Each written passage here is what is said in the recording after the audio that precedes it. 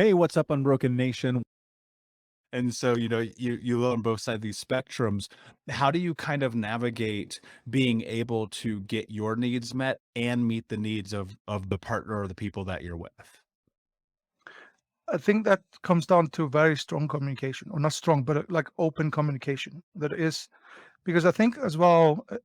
There's a, I found this video the other day, and I think it's been around for a very long time. It's called "It's Not About the Nail," and um, and it's basically this couple sitting on a sofa, and the girl has a nail coming out of her head, and she's describing all these headaches and this pain, and the guy is all about, yeah, just take out the nail. We'll fix everything.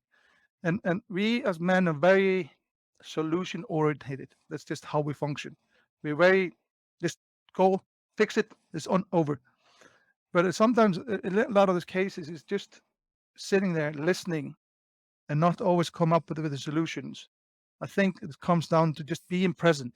A lot of people are focusing on is that you need to be able to do an active listening to the other person and let the other person finish.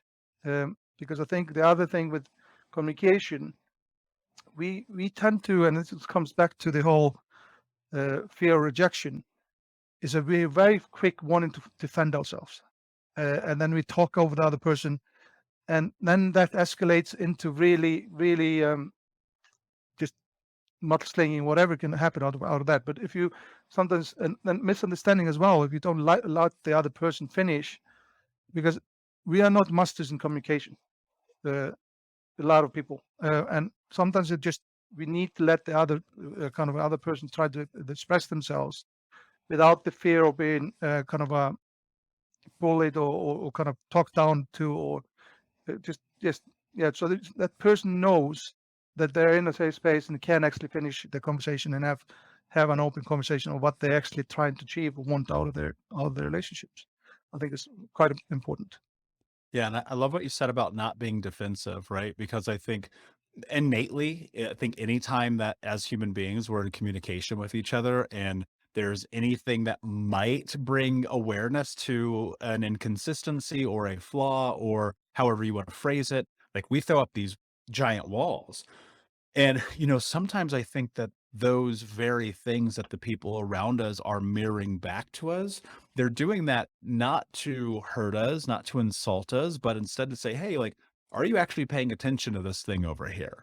And Yeah. it's really easy to be defensive about that.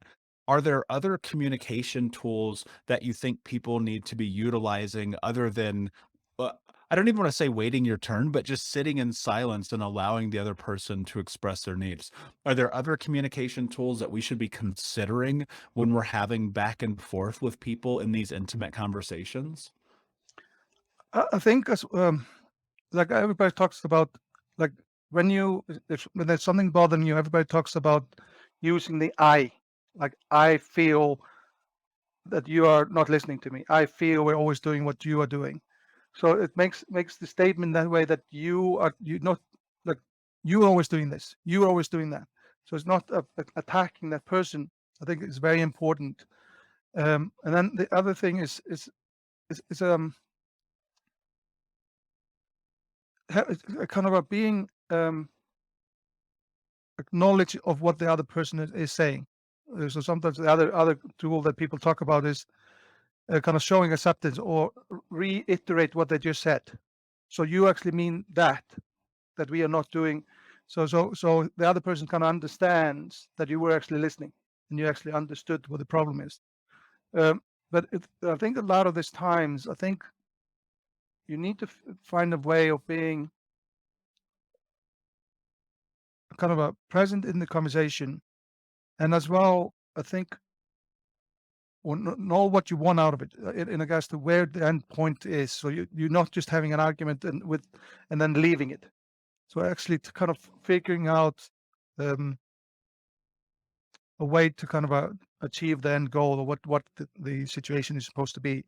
And I think what I find as well in my current relationship is that now that I've kind of done more reflection, I find more what I'm feeling now is that I'm much more aware when there is frustration going on between me and my fiance, is that there's sometimes we start an argument, or not make an argument or discussion, but then the discussion is actually not about what we're talking about.